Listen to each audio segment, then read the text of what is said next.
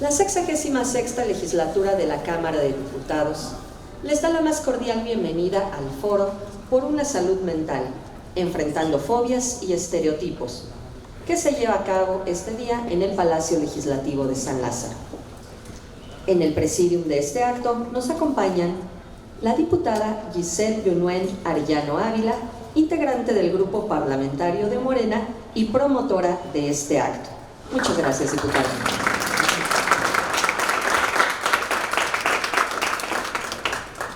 Nos acompaña la doctora Rebeca Lozano Cuervo, miembro de Avalón Vinculación Médica en Salud Mental.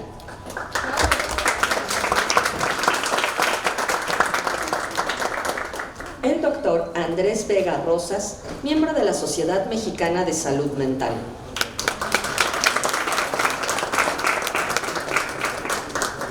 El doctor Óscar Eduardo Bernal López, miembro de la Sociedad Mexicana de Neurología.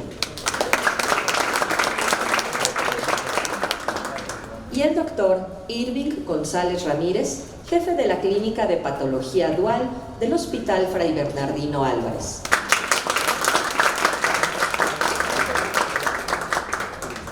Agradecemos la presencia de todas y todos ustedes. Muchas gracias por acompañarnos. Para dar el mensaje de bienvenida y hacer la inauguración de este foro, tiene la palabra la diputada Giselle Yunuen Arellano Ávila. Por favor, diputada.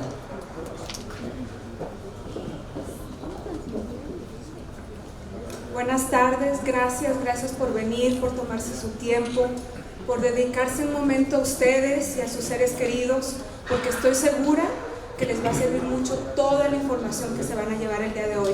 Tenemos a 5 ponentes súper expertos en la materia, y si hay algo que les voy a pedir es que tengan mente muy abierta y un corazón más sensible hacia todas las personas que tratamos día a día, ya sea a nosotros mismos, hacia nuestros familiares y hacia nuestra comunidad. La salud mental es algo que a veces relegamos, que a veces tenemos estigmatizado, y el día de hoy quiero decirles que tenemos cada uno en sus hogares romper ese estigma, el estigma de ir al psicólogo, de ir al psiquiatra, de tomar medicamentos, de hacer conciencia y de aceptar que muchos de nosotros tenemos algunas cualidades, pero también algunas deficiencias. Y lo que quiero el día de hoy es no sentirse mal porque tenemos alguna deficiencia, sino que tenemos que abrazar, querernos y decir: yo tengo este diagnóstico, o si no sé lo que me pasa, siempre acudir a los profesionales. Bueno, les agradezco el apoyo al doctor Óscar Eduardo Bernal López, que es uno de los panelistas que me acompaña el día de hoy, el doctor Andrés Vega Rosas, la doctora Rebeca Lozano, el doctor Irving González, y todos ellos les tienen unos temas súper interesantes. Estos temas los elegimos con mucho cuidado. Hicimos una investigación minuciosa de qué es lo que está pasando en nuestra sociedad el día de hoy, con nuestros niños, con nuestros jóvenes, con nuestras mujeres, con los adultos y también con los hombres. Todos formamos parte de esta sociedad y queremos darle un reflejo de cómo están los estereotipos sociales en cuestión de la salud mental, cómo están las personas que les llaman locas, no necesariamente hombres o mujeres o señoras o personas de la tercera edad. A todos en algún momento de nuestras vidas nos han llamado loca o loco. Pues ese estigma hoy se va a terminar, porque la doctora nos va a dar una dosis muy fuerte de la realidad, pero también una manera de cómo sanarlo. Por último, el doctor Irving nos va a hablar sobre las adicciones y la salud mental. Cuando me refiero a adicciones, no necesariamente tiene que ser a una sustancia. Hay muchas adicciones allá afuera que nos están robando nuestra paz, nos están robando nuestros recursos, nuestra atención, nuestro tiempo, y eso repercute en las relaciones que tenemos con los más cercanos. En esta era digital nos has estado mermando, principalmente los jóvenes. Es muy fácil ya para las mamás darles el celular a los niños y dejarlos que se pierdan por horas, y eso crea algo que se llama doom scrolling, que tú sigues viendo y nunca llenas de ver. ¿Por qué? Porque esto segrega las sustancias que ahorita van a hablar de ellas, dopamina, nos podemos volver adictos a eso, como también nos podemos volver adictas a todo aquello que nos presentan en redes sociales, y no todo es cierto. Está muy fuerte ahora con la inteligencia artificial crear muchas cosas fantasiosas en la era digital, y ya no sabemos distinguir entre la verdad y la fantasía, entre lo real y lo que de veras tenemos como personas naturales, que tenemos defectos, que tenemos cosas que no están como están en las pantallas. Es simplemente darles una dosis de la realidad y concientizarlos de que esto a futuro nos puede hacer mucho, mucho daño, pero que estamos dando un paso muy certero, tanto aquí en la legislatura como nosotros, que nos interesa brindar a la ciudadanía un alivio para que identifiquemos los síntomas que cada uno puede llevar y vean que sí existe una solución. Voy a cederle la palabra ahora a nuestra doctora Rebeca, pero por último quiero dejarles claro que nosotros no podemos salir adelante sin tomar acción en conjunto de una mano de un profesional. Siempre el tener una red de apoyo, amistades, familia, gente que de veras te quiere, siempre se van a tomar el tiempo de decirte la verdad y darte esa puerta para que tú sanes todo lo que vas a ver el día de hoy. Y espero que lo disfruten mucho. Gracias.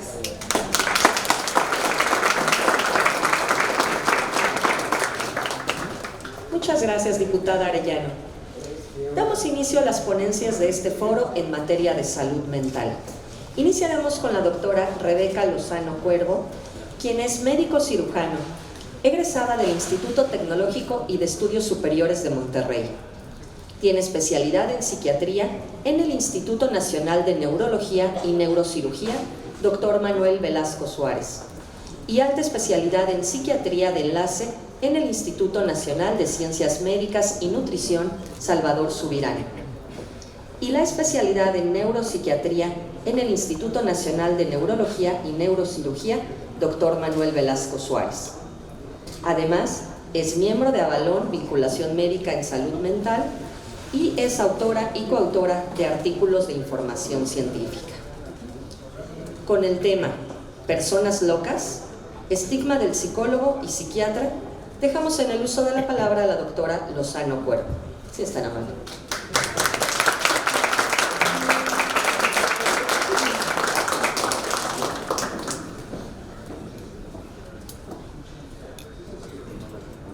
¿Qué tal?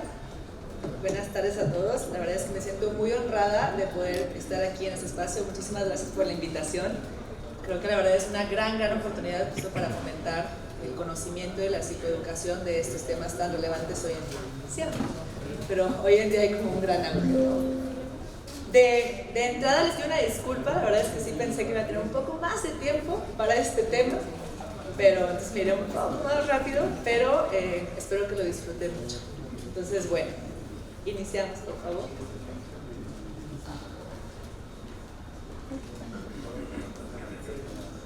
Buenísimo. Vamos a hablar el día de hoy muchos temas, pero me va a tocar el tema del estigma de la salud mental en México. Siguiente, por favor. Bueno, desde 1946, la OMS en realidad estipuló que la salud es más bien un término general, no simplemente se basa en la ausencia de afecciones o enfermedades físicas, también constituye parte de la salud del bienestar emocional y psicológico, ¿no? Que le permite a una persona el tener adecuadas relaciones, enriquecedoras relaciones y el estar presente en su comunidad y llevar a cabo una vida globalmente sana, ¿vale? Entonces, bueno, la salud mental en realidad está muy vinculada, estrechamente vinculada con la salud física. No podemos separar en realidad el cerebro, la mente del cuerpo, ¿no? Todo es parte de un todo. Se sabe que la carga mundial de la enfermedad de la salud mental en el 2018 se documentaban más de 970 millones de personas con algún trastorno de la salud mental. Siguiente. En México, los tres diagnósticos o los tres trastornos de la salud mental más prevalentes son aquellos de la depresión, trastornos de ansiedad, se dividen, hay múltiples, trastornos de ansiedad, y el trastorno por uso de sustancias, que mi colega un poco más de tiempo nos hablará más al respecto. Se estima que 9.2% de los adultos en México han experimentado en algún momento de su vida un episodio de depresión que le condiciona una disfunción en alguna esfera de su vida. Puede ser el ámbito laboral, académico, social, personal, ¿no? Y el 14.3% de la población adulta en México ha experimentado algún trastorno de ansiedad. Es muchísimo. Siguiente. También se sabe que el trastorno por uso de sustancias, predominantemente alcohol, es bastante prevalente en nuestra población, con 4.9% de la población presentando algún trastorno de consumo de alguna sustancia a lo largo de la vida. Bueno, un tema bastante relevante es el tema del suicidio, ¿no? La tasa de suicidio ha aumentado en los últimos años a 6.2 casos por cada 100.000 habitantes a partir del 2020. De acuerdo a la INEGI, en el 2023, esta cifra en realidad incrementó casi 600 casos al año, 538 por ser precisa, de los reportados, del 2022 al 2023. Lamentablemente, sí se considera en el gremio que esta cifra puede estar en realidad a la baja, ya sea por cuestiones de estigma, falta de atención, por falta de información, de investigación, etc. Siguiente, por favor. En México, el 17% de las personas tienen al menos un trastorno de la salud mental. Y digo al menos porque siempre les comento también a mis pacientes que en psiquiatría al parecer abres una puerta y aparecen 3 ventanas. Son padecimientos que son muy comórbidos. Uno va normalmente asociado de otro, lamentablemente. Entonces, al menos 17% tienen un trastorno mental. ¿Sabe que 1 de cada 4 mexicanos entre los 18 y los 65 años ha padecido en algún momento de su vida un trastorno mental? Y yo aquí veo más de 4. Entonces les tengo una noticia. 1 de cada 4 es muchísimo. De estas personas, 1 de cada 5 solamente recibe tratamiento médico adecuado. 1 de cada 5 personas. Hay muchas barreras principales que pueden fomentar esto, ya sea la educación, los servicios que se encuentran disponibles para la población, el estigma, la parte económica. Vamos a ver un poquito más al respecto. Es importante recalcar que hay una importante escasez de profesionales que trabajan específicamente o dirigidos a la salud mental en nuestra población. Siguiente. Siguiente, por favor. Una persona con un trastorno de la salud mental visita 5 médicos en promedio antes de ir al psiquiatra. Yo siempre les comento también, soy el último eslabón. Para que lleguen a mi consultorio ya pasaron por el neurólogo, por el internista, por el médico general, por la amiga, por el internet. Cuando llegan al consultorio, ya pasaron por muchos otros, habitualmente. No necesariamente por alguien de la salud mental, y en esto también me refiero a psicología, ¿no? Entonces, bueno. Siguiente, por favor. Es importante recalcar que en nuestro país hay 95 hospitales generales con áreas dedicadas a la salud mental. Solamente 35 hospitales psiquiátricos. ¿Se recuerdan la cifra? Recuerden, 1 de cada 4 mexicanos va a padecer en algún momento algún trastorno de la salud mental. Aquí a mano derecha podemos ver algunas cifras de la presencia de los síntomas depresivos, que en realidad los síntomas depresivos son la primera causa de consulta en la atención de la salud mental de los pacientes. En primera instancia están los síntomas de ansiedad. El 7.1% de los adolescentes presentan síntomas depresivos y como pueden ver aquí va al alza conforme vamos creciendo. 11.3% de los adultos y 38.3% de las personas mayores de 60 años. Esta es una población bastante especial que si se da tiempo en algún momento hablaremos después, que es también una población que no podemos dejar de prestarle atención. Siguiente, por favor. De acuerdo. Los trastornos mentales contribuyen al 19.33% de los años vividos con discapacidad en México.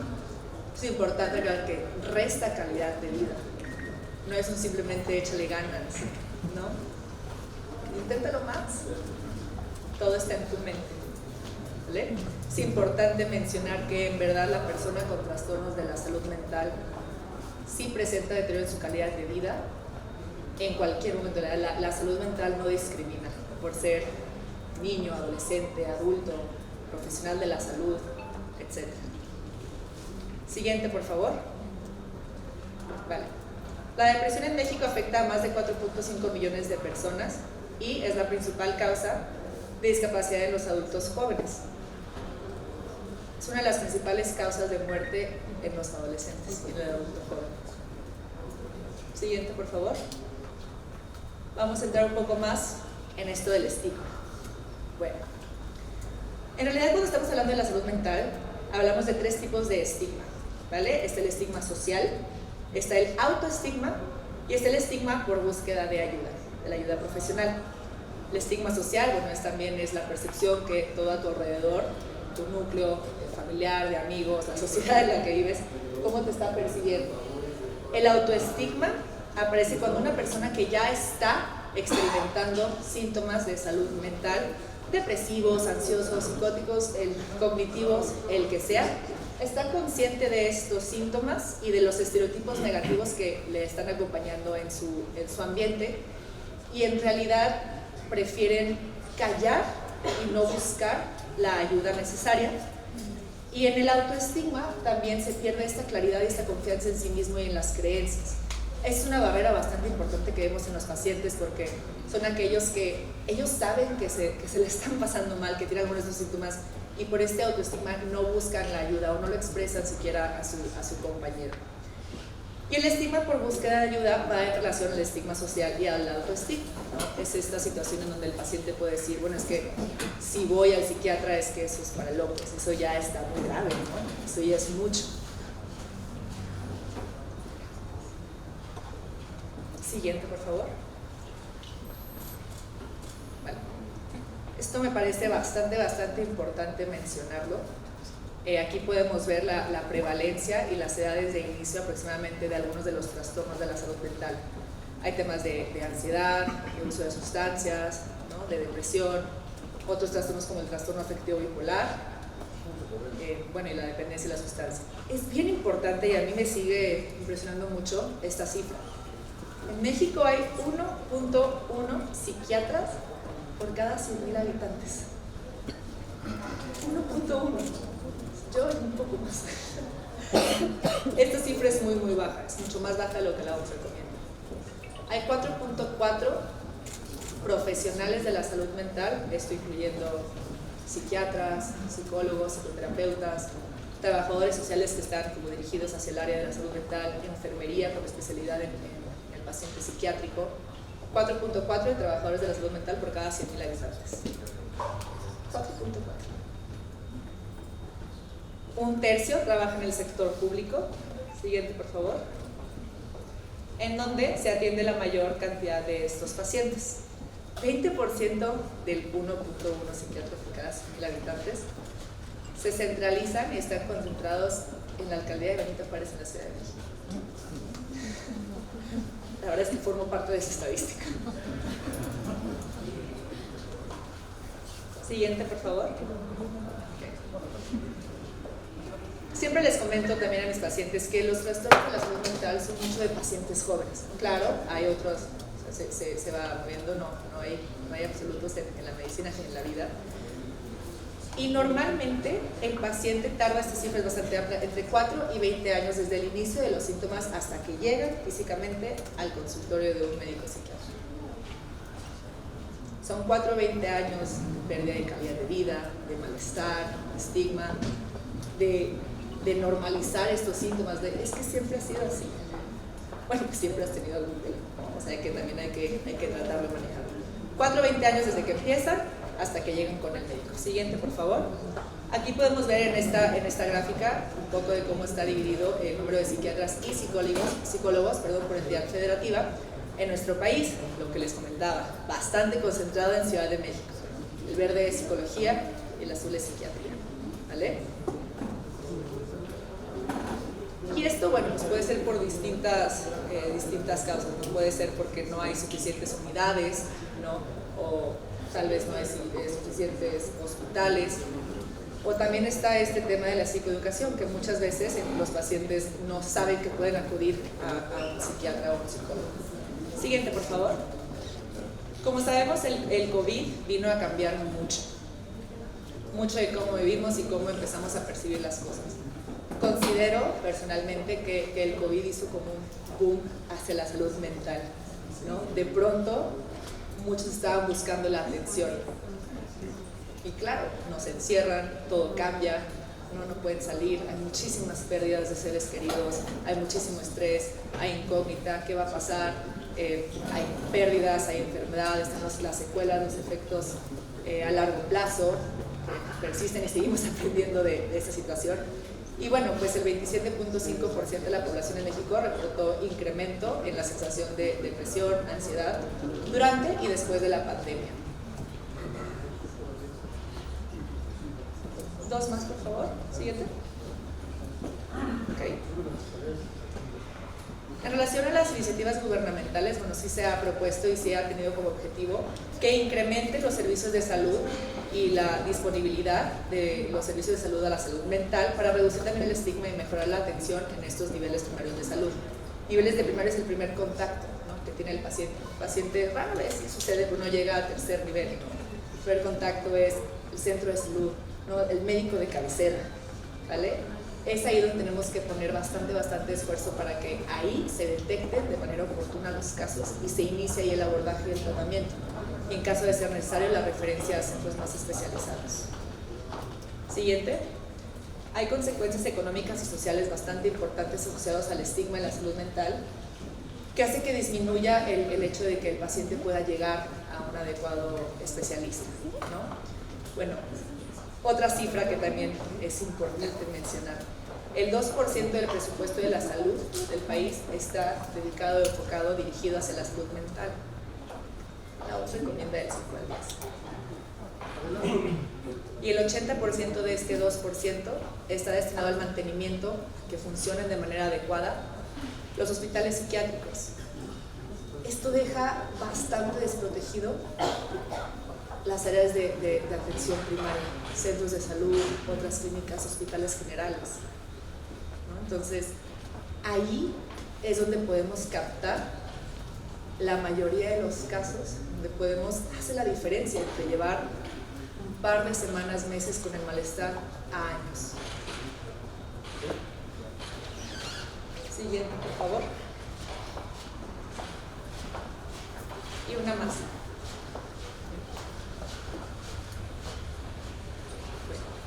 El estigma hacia la salud mental genera bastante exclusión social, lo que hace que el paciente tenga mayor aislamiento y agrava muchos de los problemas de reintegración hacia la sociedad y a sus actividades cotidianas, ¿no? Con énfasis en el entorno laboral.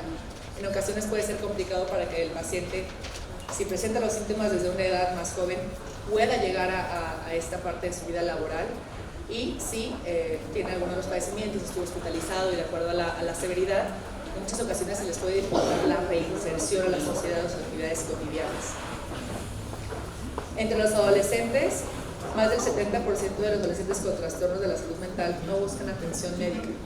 Recordemos que la adolescencia es un periodo bastante vulnerable de muchos cambios, ¿no?, fisiológicos, físicos, sociales, psicológicos. Es una población, la verdad es que bastante vulnerable y eso nos debe mucho a la formación de la persona. Siguiente, por favor.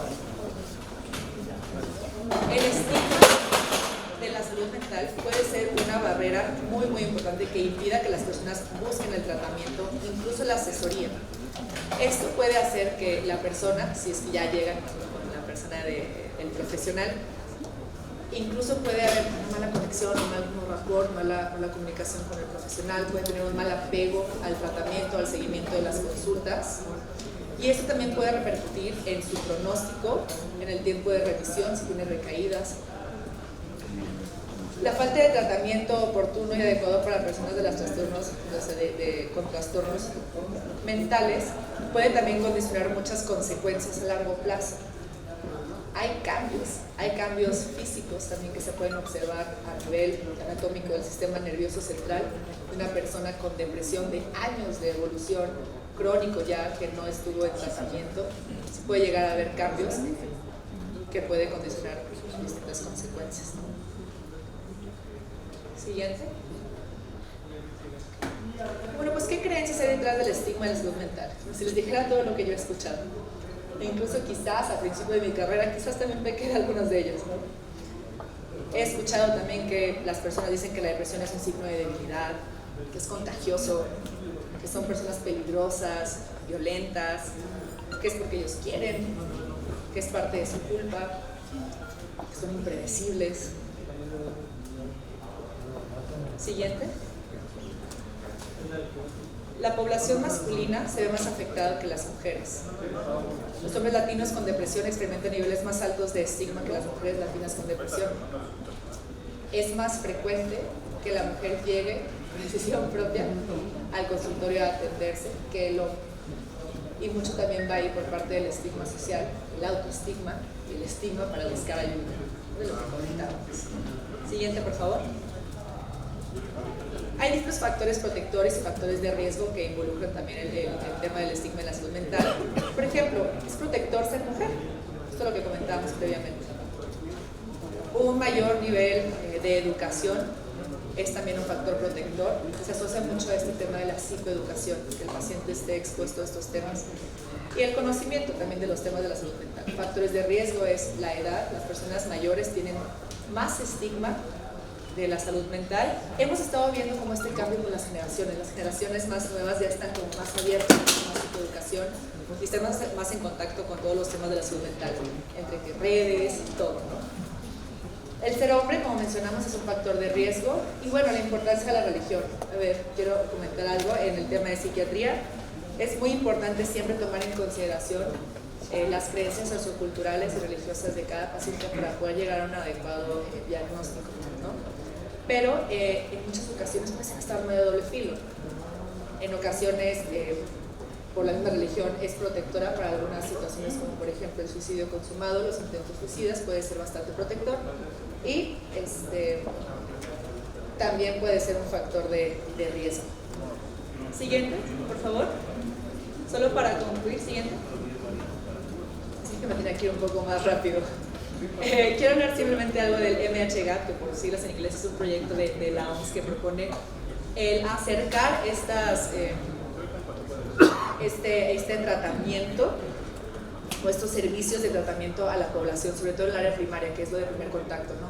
Centros de salud, médico general, hospitales generales, etc. Y bueno, esto empieza por el autocuidado.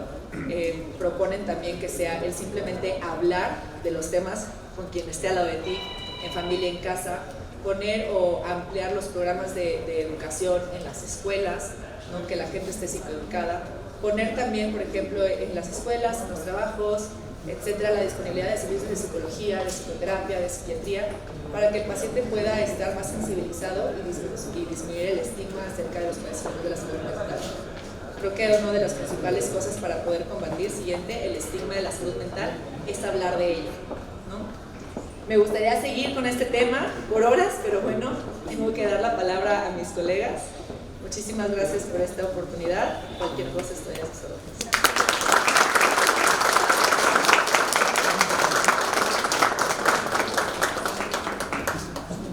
Muchas gracias, doctora Lozano Cuervo. Destacamos y agradecemos la presencia en este foro de la diputada Gabriela Jiménez Godoy, vicecoordinadora del Grupo Parlamentario de Morena.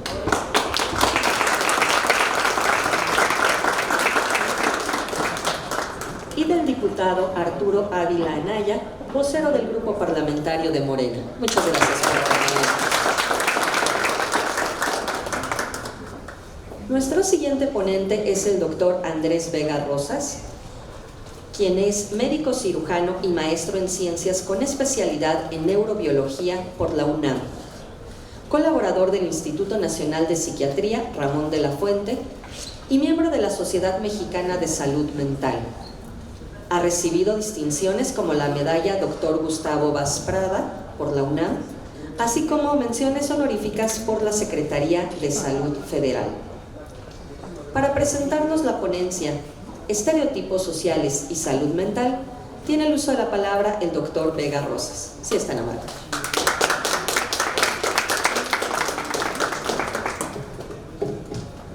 ¿Qué tal? Muy buenas tardes a todos. Antes que nada me gustaría agradecer a los diputados aquí presentes, sobre todo diputada Arellano, muchas gracias por la invitación, los doctores, doctor Oscar Bernal, muchas gracias. Y bueno, hablar sobre estereotipos sociales es algo muy importante cuando trabajamos sobre salud mental, porque casi todo lo que conocemos de forma popular referente a la salud mental son estereotipos, básicamente. Casi ninguno de nosotros hemos tenido algún acercamiento con algún psiquiátrico, con algún centro de salud directamente de esta forma, y eso hace que básicamente tengamos muchos mitos y muchas ideas que a veces se apartan de la realidad.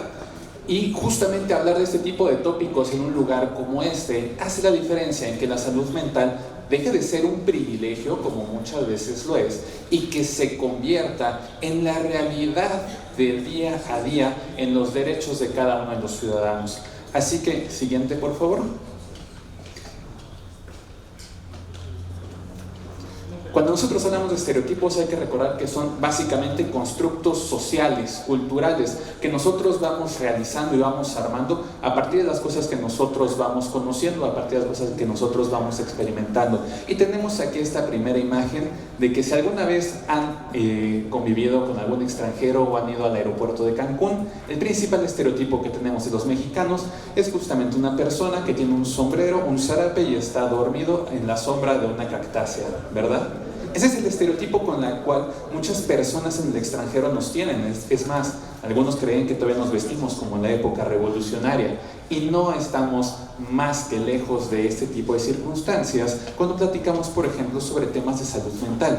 ¿Cuáles son los estereotipos que nosotros podemos llegar a tener en esta área y qué implicaciones van a tener sobre todo? Ya que estos a menudo terminan consolidando algún prejuicio, y es ahí donde radica el problema de que haya estereotipos en la salud mental. Y estos van a operar sobre todo a tres niveles. A nivel cognitivo, es decir, qué es lo que nosotros somos capaces de reconocer en las personas.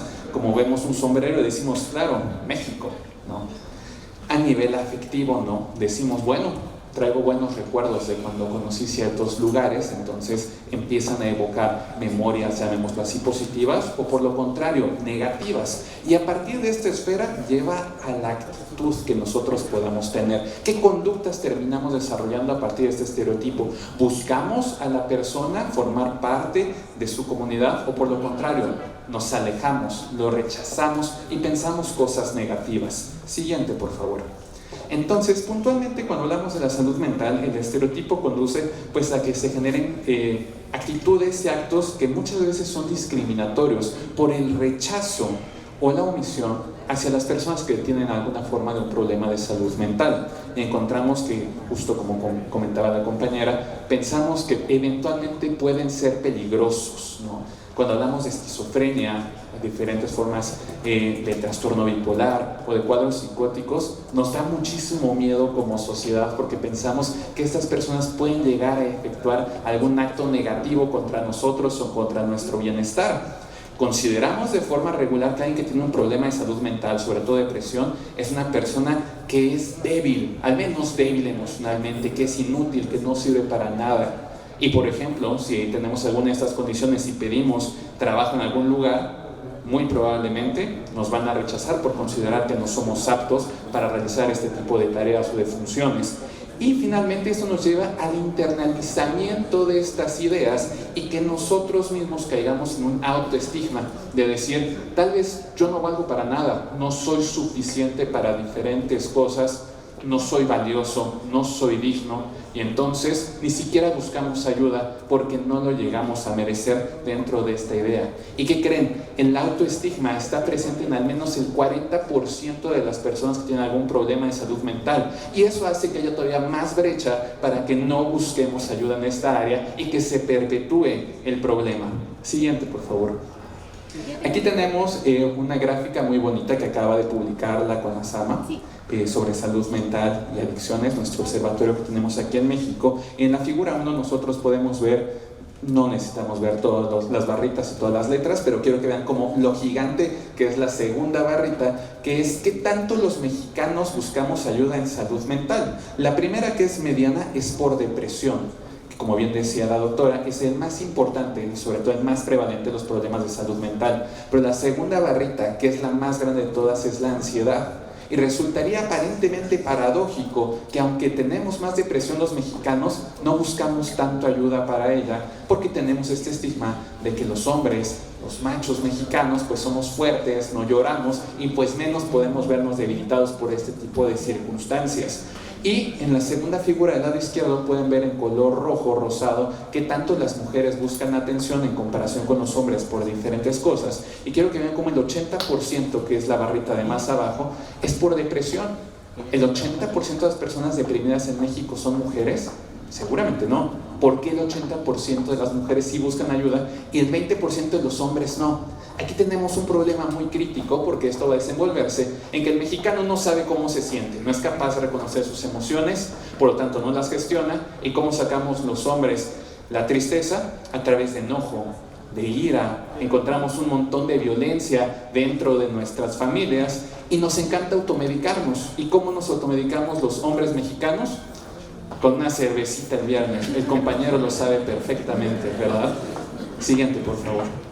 Aquí podemos ver ahora, arriba vemos cómo están los síntomas depresivos y abajo los síntomas ansiosos por entidad federativa, y quiero que vean cómo al menos el 20%, el 19.5% de las mujeres tienen síntomas depresivos a lo largo del año, mientras que en los hombres se presentan un 10.7%, es decir, en promedio 15% de todos los mexicanos tenemos síntomas depresivos. Eso es muchísimo. De los que somos aquí, varios entramos dentro de esta estadística, y eso pues ya es algo que nos deba no de preocupar, sino más bien de ocupar, y es justamente por lo cual debemos de hablar de este tipo de problemáticas. Y en la figura de abajo vemos como el 56% de las mujeres llegan a tener síntomas ansiosos, los hombres el 44%, y bueno, un promedio de que la mitad de los mexicanos tenemos síntomas ansiosos. Tenemos un montón de memes, un montón de cosas que están todo el tiempo en las redes sociales al respecto, pero no hacemos mucho con ello, simplemente lo normalizamos. Siguiente, por favor. Y eso, el problema es que como toda enfermedad, cuando llega a complicarse, llega a generar consecuencias. Y la más importante entre los problemas de salud mental es el riesgo suicida. Una causa de muerte que es completamente prevenible, o al menos es prevenible en la mayor cantidad de las ocasiones. Y quiero que vean a quiénes afectan. Esta tabla que vemos aquí es del INEGI del 2024, de enero a marzo, mortalidad por grupo etario. ¿Qué creen? En el top 5, en el top 5, las lesiones autoinfligidas intencionalmente, es decir, el suicidio, están presentes desde los 10 a los 24 años. De las principales causas de muerte de nuestros jóvenes no son enfermedades médicas, sino que es justamente agresiones, violencia, e incluimos las autoagresiones hacia uno mismo en el suicidio. ¿Qué es lo que lleva a nuestros jóvenes a que decidan renunciar a su vida? A través del suicidio. Se considera por la OMS que cada 40 segundos ocurre una muerte por suicidio. En lo poquito que llevamos platicando, ¿cuántas muertes por suicidio creen que pudimos haber prevenido en este corto tiempo? Es verdaderamente un problema de salud pública, ya que esto además se relaciona con otros problemas de salud mental, sobre todo con el consumo de alcohol. Y bueno, hay muchos grupos vulnerables en quienes tenemos que tener una atención muy particular: migrantes, pueblos indígenas, el colectivo LGBT, etcétera. Muchas personas con quienes tenemos que tener todavía más interés y que no siempre pueden tener el acceso, ni siquiera reconocerlo, sino tener a alguien con quien pedir ayuda. Siguiente, por favor. Y esto va a impactar en la funcionalidad de las personas. Vemos que la Organización Mundial de la Salud estima que la depresión va a ser la principal causa de discapacidad laboral para el año 2030. Es decir, tiene un alto impacto a nivel macroeconómico, e incluso para los pequeños, medianas empresas o las grandes industrias genera un gran gasto. En cuanto a seguridad social, es muy costoso. Se considera que esto genera un ausentismo de 25 días al año. Una persona con depresión casi falta un mes completo a trabajar, no solo por sentirse mal, por la tristeza, porque no tiene motivación, sino también por ejemplo, muchas otras condiciones físicas de malestar que le llevan a atención médica, como dolor de cabeza, diarrea, dolores de espalda baja, las famosas lumbalgias. Y bueno, en México las personas con depresión pierden hasta 2.7 días más de trabajo que aquellos que padecen diabetes. que de por sí sabemos que la diabetes es importante, tiene muchas consecuencias. Esto tiene todavía más consecuencias que la diabetes en este sentido, pero solo menos del 20% busca atención profesional, y cuando lo llegan a hacer han pasado en promedio 14 años de que se ha cronificado y ha traído secuelas este tipo de condiciones. Siguiente, por favor. Aquí podemos ver un estudio de neuroimagen muy bonito. Del lado derecho podemos ver el cerebro de una persona que tiene depresión, y los colores más cálidos, como el amarillo o el naranja, son las áreas del cerebro que están más activas, que tienen más energía, más metabolismo. Vemos del lado derecho el cerebro de una persona con depresión, y del lado izquierdo el cerebro de una persona que es sana, que no tiene depresión. Quiero que vean básicamente cómo hay una menor actividad en el cerebro de una persona que padece un trastorno depresivo mayor. Esta es la razón por la cual no podemos simplemente echarle ganas a la vida cuando tenemos depresión, porque hay todo un sustrato biológico, médico, que requiere de atención. Siguiente, por favor. Incluso si nos damos más de cerca a las células, estas bonitas células que son las neuronas, que es la principal célula de nuestro sistema nervioso, quiero que vean cómo cuando pasamos por un periodo de mucho estrés, de estrés crónico, de depresión, pues llegan a quedar como los árboles en otoño, podados. Llegan a perder sus espinas, donde llegan a hacer comunicación con otras neuronas a través de la sinapsis, y esto genera naturalmente problemas cognitivos, por lo cual nuestras emociones, nuestros pensamientos y nuestras conductas no son las ideales, o muchas veces ni siquiera son lógicas. Y podemos ver también cómo va a afectar a muchas otras áreas, no solo el funcionamiento de nuestro cerebro. Como decía mi abuelita, la de muchos también, si estamos tristes se nos bajan las defensas, ¿verdad? Bueno, hay toda una comunicación neuroinmunoendocrinológica, donde nuestro sistema de las defensas se ve decrementado. Hay varias alteraciones, pero también a nivel hormonal resulta que hay alteraciones, por ejemplo, del cortisol, la famosa hormona del estrés. Si a alguno de ustedes les ha pasado que se despiertan justo a las 3 de la mañana, no es que sea la hora del diablo, tenemos mucho que ver aquí con cuestiones propiamente de las hormonas orgánicas que pueden verse afectadas por el estrés y por la depresión. Siguiente, por favor. Así que conociendo todo esto, ¿qué podemos hacer? ¿Qué estrategias nosotros vamos a llevar a cabo para solucionar este problema de salud pública que, ojo, no discrimina? Nos puede tocar a cualquiera de nosotros vernos afectados por eso, o incluso peor, a alguno de nuestros seres queridos. Estrategias. Número 1, programas centrados en la prevención. Lo más importante es prevenir. Una vez que ya tenemos el primer síntoma, la primera molestia de algún problema, ya vamos tarde. Y esta prevención tiene que estar enfocada desde el ámbito familiar. Familiar no me refiero únicamente a una familia tradicional, sino incluso la que está constituida por nietos y abuelos, que pasan mucho aquí en México, de diferentes tipos de diversidad de familias, e incluso entre los amigos que hemos desarrollado una hermandad desde el ámbito escolar, porque los principales profesionales que se enfrentan al día a día y de primera línea de batalla con los problemas de salud mental, decíamos que ante jóvenes, son los del personal docente, que está sobrecargado de trabajo y que no siempre tiene toda la capacitación, el reconocimiento y la remuneración por el gran trabajo que realizan, y bueno, también algo comunitario. Así que lo que se propone es hacer un mayor acceso a la salud, sobre todo enfocándonos en primer nivel de atención, es decir, en centros de salud, en unidad y clínicas de medicina familiar, con los médicos familiares, con los médicos de, por ejemplo, están en las farmacias de las esquinas, porque una gran cantidad de la población mexicana no tiene acceso a la seguridad social, y aunque es medicina privada en una farmacia, es realmente a lo que acude la mayor parte de la población muchas veces. Psicólogos de todo tipo, enfermería, no solamente, idealmente enfermería enfocada a salud mental, trabajo social, terapia ocupacional. Como decimos en la Sociedad Mexicana de Salud Mental, la salud mental es un negocio de todos, no tenemos que ser el ultra especialista, todos podemos hacer un impacto gigante simplemente con la persona que está al lado de nosotros.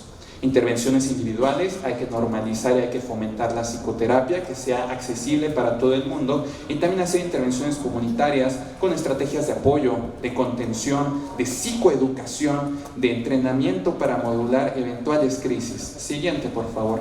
Así que bueno, me gustaría nada más concluir con esta parte de que para combatir los estigmas sociales en salud mental, que ya nos habló mucho la doctora, primero necesitamos tener claro que buscar ayuda no es un sinónimo de debilidad. sino que es una oportunidad para que podamos ser más fuertes todos juntos. Muchas gracias.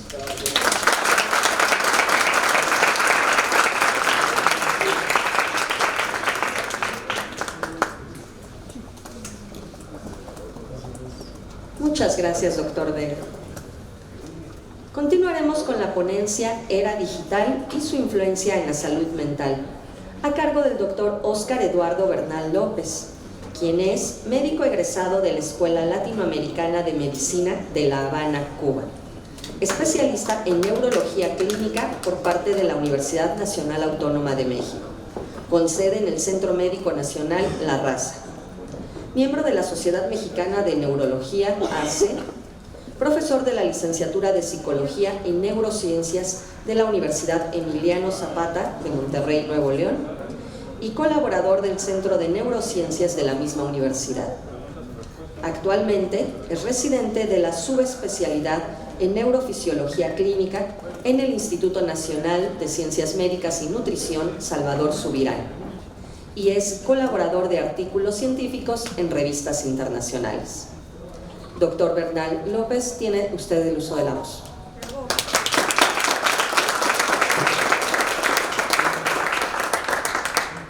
Hola, ¿qué tal? Buenas tardes. Antes que nada, antes de iniciar la ponencia, quiero agradecer la invitación de primera instancia a la diputada Giselle, con la que además de conocerla de manera personal, pues me invitó a participar en el foro el día de hoy. Y de pronto pues vamos a comenzar ya la ponencia. Dirán, ¿qué va a venir a decirnos un neurólogo acerca de salud mental, verdad? Entonces hace rato decía que pues, vienen los estereotipos, vienen realmente qué estamos haciendo realmente a otros personajes o otras personas ajenas a la psiquiatría o a la psicología en el ámbito de la salud mental. Bueno, a mí se me otorgó, se me dio la misión de hablarles en esta tarde acerca de la salud mental en la era digital. Pues vamos a comenzar. Yo pertenezco en este momento al Instituto Nacional de Ciencias Médicas y Nutrición, entonces les voy a hablar un poquito acerca de cómo fue evolucionando la era digital y su importancia o el impacto que tiene sobre esta esfera de la cual estamos hablando el día de hoy. La siguiente diapositiva. Vamos a empezar la ponencia con este libro. Este libro es bastante interesante. Este libro fue publicado en 1909. Fue publicado por Foster. Foster en 1909 era un ensayista. Y en este libro, por primera vez a nivel mundial, se toca una distopia, ¿no? Para aquel que tenga oportunidad de leerlo, es un libro bastante interesante y en el cual la idea original del libro es precisamente cómo el ser humano se vuelve una máquina dependiente de otra máquina y en la cual la sociedad humana cae realmente pues en la desgracia, o podemos decir que en la perdición, producto de dejarle todo el componente o toda la toma de decisiones a estas máquinas que ha ido elaborando él mismo. Entonces pues prácticamente no estamos muy lejanos a ello, ¿no? De pronto queremos que la inteligencia artificial nos haga todo el trabajo y pues prácticamente estamos dejando de ser seres pensantes para ser seres obedientes de lo que tenemos o de nuestro alcance tecnológico. En la siguiente diapositiva vamos a ver primero, cuando hablamos de era digital, ¿a qué nos estamos refiriendo? Bueno, realmente creo que habría que darle algunos detalles a la era digital, porque la era digital o tecnología es todo lo que el ser humano crea, ¿no? Entonces, ahorita hablamos mucho de tecnología porque vemos televisión por cable, porque tenemos internet, porque realmente tenemos teléfonos inteligentes, porque tenemos ChatGPT, porque tenemos todo este tipo de cosas que nos está facilitando la vida. Pero realmente hablar de tecnología o hablar de era digital es hablar de todo este componente o de todo esto que aumenta la velocidad o la amplitud con la que damos un cambio en el actuar o en la visión que estamos teniendo del mundo dentro de la economía o dentro de la sociedad. En la siguiente diapositiva muestro unos datos que son bastante interesantes, y es que podemos observar que realmente, por ejemplo, en el Reino Unido el reporte que se tiene es que 95% de las personas entre los 16 y los 21 años utilizan un teléfono inteligente y que generalmente lo revisamos en promedio cada 12 minutos. Entonces ya prácticamente no tenemos contacto social, ya tenemos más bien contacto digital. ¿no? Estamos más preocupados por ver qué nos está comentando un amigo, la persona que conocemos en una red social, antes que estarnos preocupando por lo que piensa la persona que tenemos frente a nosotros. Ahora, las estimaciones sugieren que 20% de todos los adultos están en línea más de 40 horas a la semana y casi 4.57 mil millones de personas en todo el mundo tienen acceso a internet. Eso según los datos publicados y ahora sí que reportados en 2019. Vamos a seguir a la siguiente diapositiva. Esta diapositiva es muy importante porque creo que estamos en el lugar correcto, en el momento correcto y con las personas correctas. ¿Por qué? Porque en el 2019 la Organización Mundial de la Salud publicó este artículo que se llama Assembling Bill 272. ¿De qué nos habla? Es la primera regulación que se sacó en el mundo entero acerca de la prohibición del teléfono inteligente en las escuelas públicas en Estados Unidos, ¿no? Ahora realmente el maestro ya no tiene miedo de enseñarlo. Ahorita el maestro tiene miedo de emitir un comentario mal hecho y que el alumno, por utilizar un teléfono inteligente, pues lo exhiba, ¿no? Entonces lo exhiba de entrada sin una causa. Y entonces aquí viene la pregunta hacia las personas que tenemos hasta el presidio: ¿qué estamos haciendo en pro de la salud mental y en pro de la legislación de la era digital?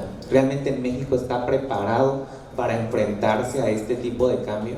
¿Realmente tenemos una sociedad que puede tener un enfoque de una sociedad que realmente tiene una mentalidad tan arraigada, o que de pronto es muy mediática y que vamos a dejarle que a libre albedrío una persona de primaria o secundaria tenga uso o utilice el medio digital a su conveniencia? Entonces esa es una pregunta que yo creo que sí tendríamos que hacernos, y tendríamos que decir qué hace México en pro de ello, ¿no creen? Entonces aquí tenemos una expresión de una persona muy inteligente y muy letrada en el mundo del impacto del mundo digital en la salud mental, sobre todo niños y adolescentes. Es la doctora Naomi Barón. La doctora, ¿qué dice? Bueno, la doctora lo que nos dice es que los hábitos de lectura son diferentes. ¿Diferentes en qué sentido? Dice que diferentes de tal manera que los entornos digitales conducen a una participación superficial. Entonces, tenemos una parte en el análisis de textos. Nos estamos volviendo dependientes de la era digital y no estamos analizando siquiera ni lo que estamos diciendo. A ese punto hemos llegado. Entonces, dos argumentos que apoyan esta hipótesis. El primero es que simplemente ver un teléfono inteligente reduce la capacidad de memoria de trabajo. Es lo primero.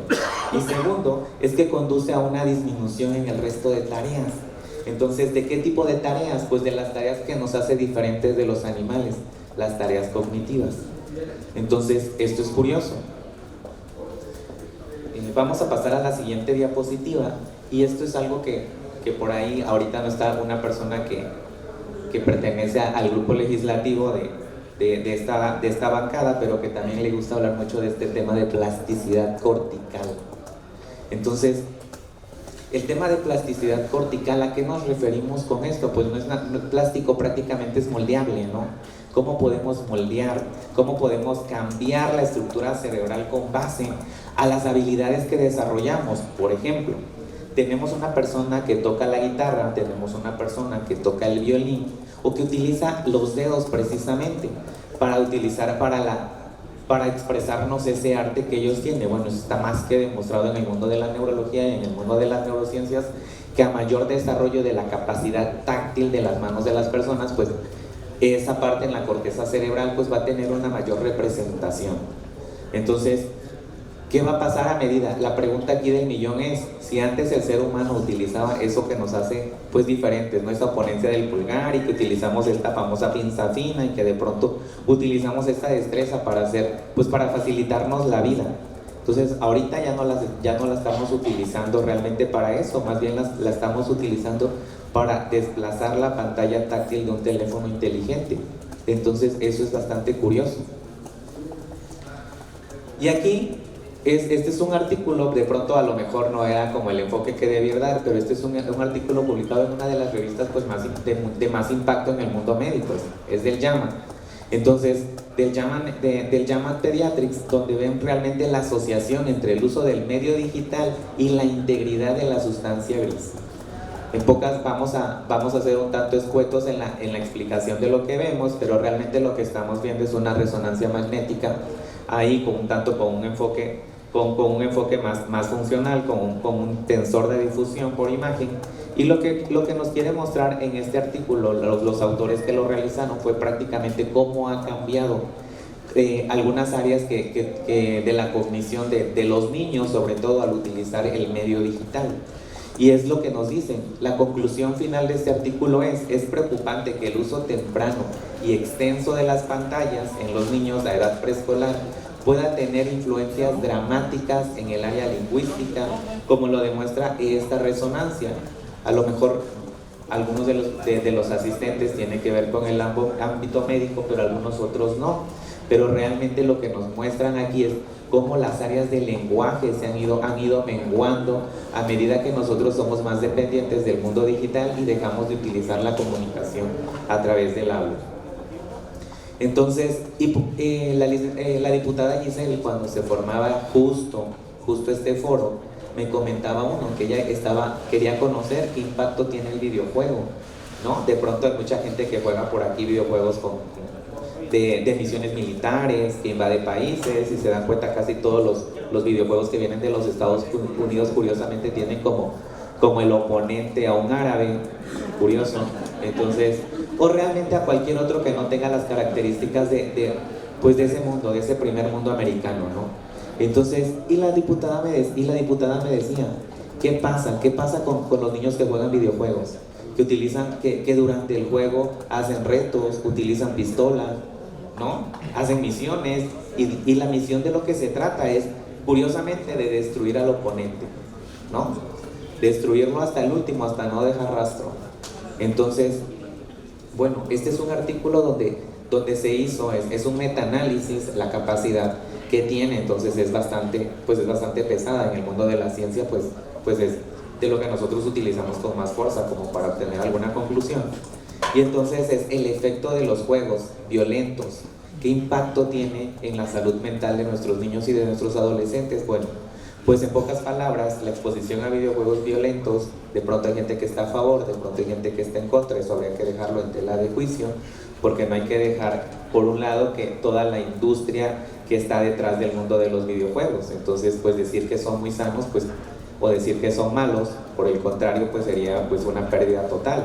Sin embargo, ya se ha evidenciado que un factor de riesgo muy significativo para el comportamiento agresivo es precisamente este tipo de juegos, ¿no?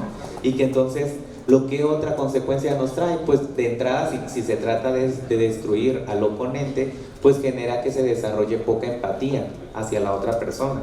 Y lo otro, que limite o que tenga un comportamiento más bajo en pro de lo social, en pro de la convivencia. Entonces, ¿qué nos dice? Esta diapositiva nos dice que los jóvenes estadounidenses pasan mucho tiempo, en promedio 7.5 horas al día de la semana, pasan en sus teléfonos inteligentes. Y curiosamente, el 29% de ese tiempo que se dedican a los teléfonos inteligentes, precisamente ¿saben para qué es? Para hacer nada, absolutamente nada, solo malabares, cambiar de una red social a otra e ir checando. Y curiosamente, si nos ponemos a analizar, es precisamente lo que hacemos. De pronto entramos al Face, de pronto entramos al Insta, de pronto entramos a Twitter, de pronto entramos a TikTok. En fin, cambiamos de una red social a otra, y al final del día, si tú te preguntas qué te dejó eso de productivo, es absolutamente nada. ¿No creen? Entonces, los niños más pequeños pasan generalmente 2 horas al día en los medios de pantalla, y menos de la mitad, de 5 a 8 años, participan en tareas multimedia, a menos de forma ocasional. ¿Por qué es importante y por qué les estoy hablando de esto? Porque precisamente, si pasamos a la siguiente diapositiva, es curioso, en la que sigue, por favor. Esta a lo mejor está un poquito cargada, pero nada más no vamos a mencionar los criterios, pero solo es para ejemplificar que en la clasificación internacional de enfermedades, en la número 11, que es en el CIE 11, que rige los diagnósticos o que nos da realmente los diagnósticos médicos con los que nosotros trabajamos en el ámbito de la medicina, pueden observar que curiosamente en este CIE 11 aparecen 2 trastornos nuevos que no aparecían en los días previos, ¿no? Entonces aparece algo que se llama el trastorno por uso de videojuegos predominantemente en línea y el trastorno por uso de videojuegos predominantemente fuera de línea, ¿no? Entonces hay que encender ya la bandera roja. Y si eso es importante, pues no solo afecta a nuestros niños y a nuestros adolescentes, también afecta a nuestras personas mayores, ¿no? El envejecimiento cerebral es, si sobre todo si no se hacen ejercicios de gimnasia cerebral, si no se trabaja en pro de la salud mental o en pro de la salud cerebral, pues entonces el envejecimiento en México, seamos sinceros y no ser tan fatalistas, del 100% de mexicanos que somos en este país, probablemente no lleguemos ni al 10% con envejecimiento saludable, ¿no? Es muy precario, casi todos los adultos mayores que tenemos en el país, si hacemos una entrevista o hacemos un estudio, la condición física es mala. Entonces, si encima de eso queremos tener envejecimientos saludables, pues yo creo que se debería de empezar a una edad más temprana. Aquí, si seguimos pasando, pasemos 2 o 3 diapositivas más para ahorrar esa es la que me interesa. Entonces, esa diapositiva tiene un poquito de ciencia, pero también tiene mucha realidad. Entonces, ¿qué está pasando con el uso de la tecnología? Hay que tener mucho cuidado. Curiosamente, si revisamos los artículos, lo que nos hace pensar de esa sustancia gris, a medida que utilizamos los teléfonos inteligentes, ya hay estudios que demuestran que la sustancia gris cerebral ha ido disminuyendo a medida que nos hacemos más dependientes del mundo digital. Y que curiosamente, como lo que utilizamos son más las manos, curiosamente lo que tenemos es un aumento en la densidad o en la proporción de sustancia blanca. Entonces sería bueno preguntarnos, ¿nos estamos haciendo bien o realmente lo que estamos haciendo solo es o prácticamente estamos siendo presa de nuestro propio invento? Seguimos, los impactos positivos, 2 más y vamos a terminar. Los impactos positivos del mundo digital, porque no todo puede ser malo. Entonces catalogarlo como catastrófico o demoníaco sería sería el error más grande que haríamos, ¿no? Como sociedad, como médico, y realmente pues no creo que sea la vía. Los impactos positivos, primero es que nos permite acceder a la información, la conexión social, en el ámbito médico el tema de la telemedicina y aplicaciones sobre todo para la salud mental. Avancemos 2 diapositivas más y avancemos un poquito más. Y entonces, ¿qué influencia tienen las redes sociales? 1, pasemos a la siguiente. La primera influencia es la autoimagen y el autoestima, ¿no? Entonces, ¿por qué le pongo este tipo? Porque realmente el ejercicio, curiosamente, dejó de hacerse o dejó de practicarse para salud.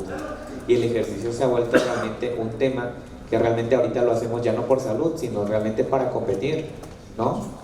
Pues para a ver ahora sí que precisamente quién está más musculoso, no es quién esté más sano, sino quién está más musculoso, ¿no? Quién tiene más pectorales, quién tiene más glúteos, ¿no? Entonces, curiosamente, o estamos cayendo en un exceso de cirugía plástica, entiendo que la autoestima es importante, pero creo que estamos cayendo en el libertinaje y estamos dejando por un lado el tema fundamental, que es la autoestima. Avancemos las siguientes.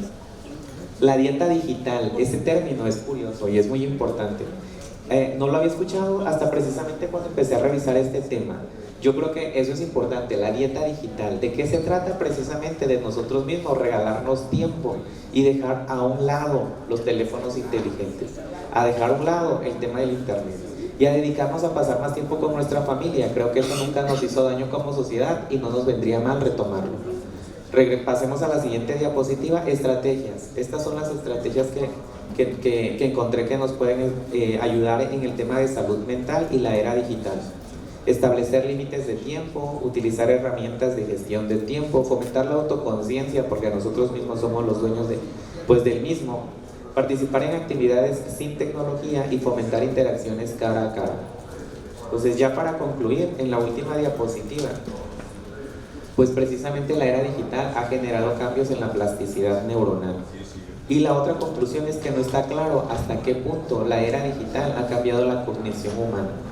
Entonces, no tenemos hasta ahorita un estudio realizado que nos evidencie de forma objetiva y nos haga ver el impacto del mundo digital en la salud del ser humano y sobre todo en la salud mental. creo que sería una cosa bastante interesante preguntarnos si es el momento de empezar a legislar en pro de regulaciones o hay que dejarlo que el mundo digital avance a sobremanera y nos sobrepase.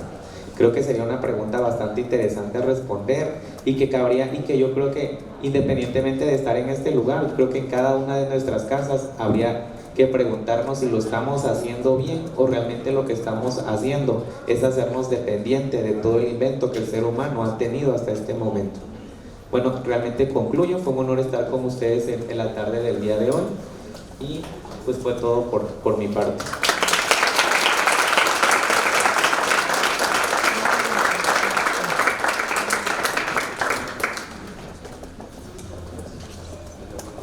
Muchas gracias, doctor Bernal López. Continuaremos con nuestro último ponente y después de este ponente escucharemos las intervenciones de los diputados invitados y de nuestra diputada anfitriona. Vamos a continuar con la ponencia del doctor Irving González Ramírez, quien es médico general por la UNAM, especialista en psiquiatría y alta especialidad en psiquiatría legal y forense por la Universidad Nacional Autónoma de México y el Hospital Psiquiátrico Fray Bernardino Álvarez. Es egresado de la especialidad en el tratamiento de las adicciones por Centros de Integración Juvenil. Cuenta con maestría en Administración Hospitalaria por el Centro Universitario de Ciencias e Investigación. Actualmente se desempeña como jefe de la Clínica de Patología Dual del Hospital Psiquiátrico Fray Bernardino Álvarez. Con el tema Adicciones y Salud Mental, dejamos en el uso de la palabra al doctor González Ramírez. Por favor, doctor.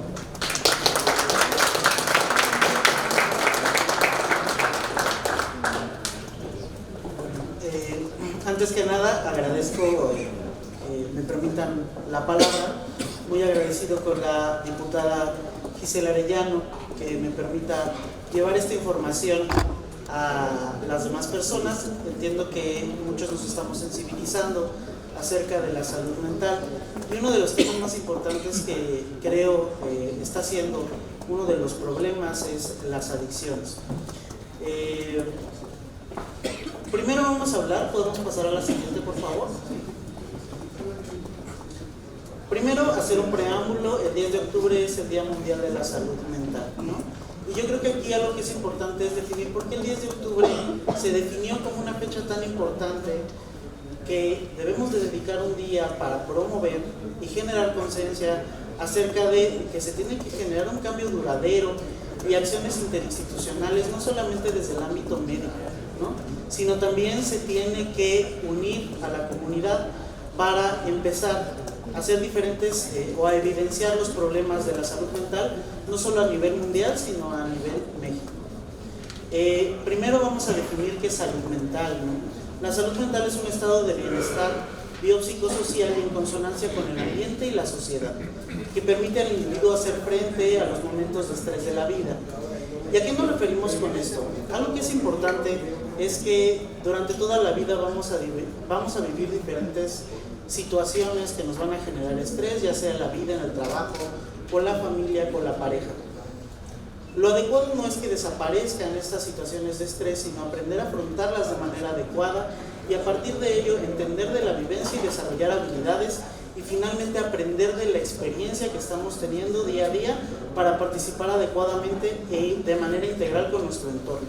Es decir, poder aportar más allá a la sociedad. Hay algunos factores, podemos pasar a la siguiente por favor.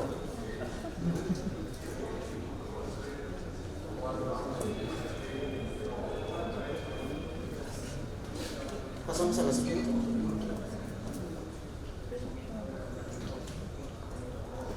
Bueno, hay factores individuales, familiares y ambientales que pueden fungir tanto como factores protectores como factores que pueden socavar la salud mental.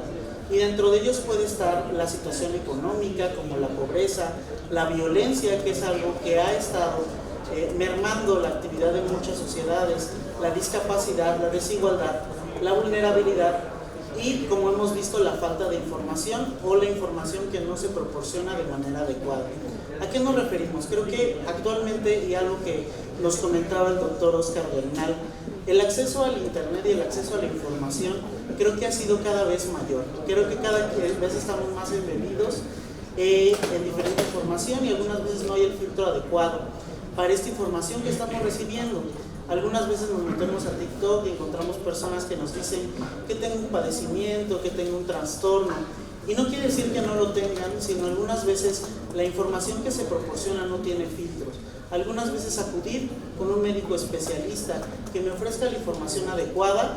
Algunas veces uno puede darme un diagnóstico certero y dos, un tratamiento y un pronóstico. Entonces, luchar con esa falta de información creo que es algo importante. Algo que nos comentaba la doctora Rebeca Lozano es que muchas veces se genera mucho estigma a acudir a la atención médico-psiquiátrica. ¿Por qué? Porque se estigmatiza tanto a la psiquiatría como a la psicología como esa materia que ve a loco, ¿no? Y de hecho es muy común verlos en las atenciones psiquiátricas o en los servicios privados. Yo no voy porque eso es para locos. Pero hay que tomar en cuenta que algunas veces hay situaciones en la vida que nos superan.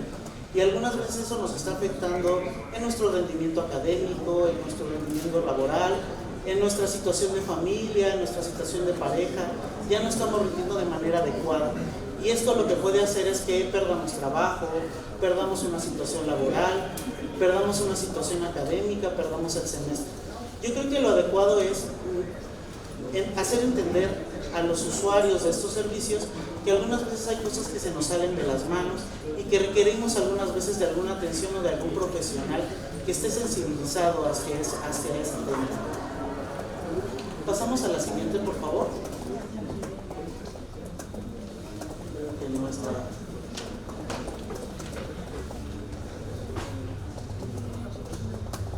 Ok. Independiente del problema técnico, voy a continuar con la presentación. Pues algo que hay que tomar en cuenta es que las personas que tienen problemas de salud mental sufren de estigmatización, discriminación y violaciones a sus derechos humanos.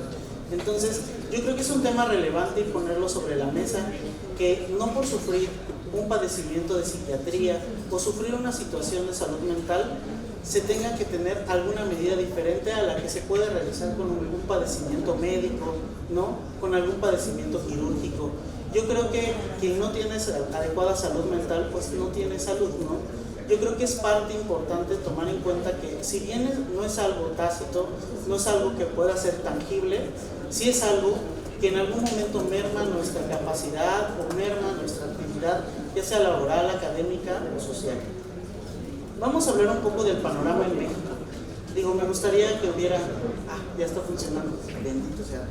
El panorama en México, vamos a hablar que de acuerdo al informe sobre la situación de salud mental y de consumo de sustancias en México, vamos a ver que la edad promedio de usuarios que buscaron la atención en cuanto a las adicciones es de 30 años, ¿no? La gran mayoría de los que acuden a servicios de atención para el manejo de adicciones tienen 30 años, ¿no? Dentro de ellos, como ya lo hemos visto en otras ponencias, el 84.8% son hombres y de ahí el 15.2% son mujeres. Y creo que este dato me parece muy interesante. Casi la gran mayoría de las atenciones gubernamentales las cubre el SECOSAM o SECOSAMA, que es una institución que es parte del gobierno y corresponde al 19.2% de la población que se ve en totalidad. Y en los centros de integración juvenil es el 13.2%. ¿Ok? De ahí, ¿qué pasa con el resto de pacientes? ¿Qué pasa con el resto de usuarios? ¿No? El resto de atenciones son atenciones no gubernamentales. ¿Y a qué se refiere esto? A atenciones que no cuentan con un médico psiquiatra, que no cuentan con una atención psicológica o que no cuentan con alguien sensibilizado en la atención de pacientes con algún problema psiquiátrico o con algún problema de adicciones. ¿Por qué creo que esto es algo relevante? Porque el 67.2% de la situación del consumo de sustancias lo está tratando alguien que no está sensibilizado.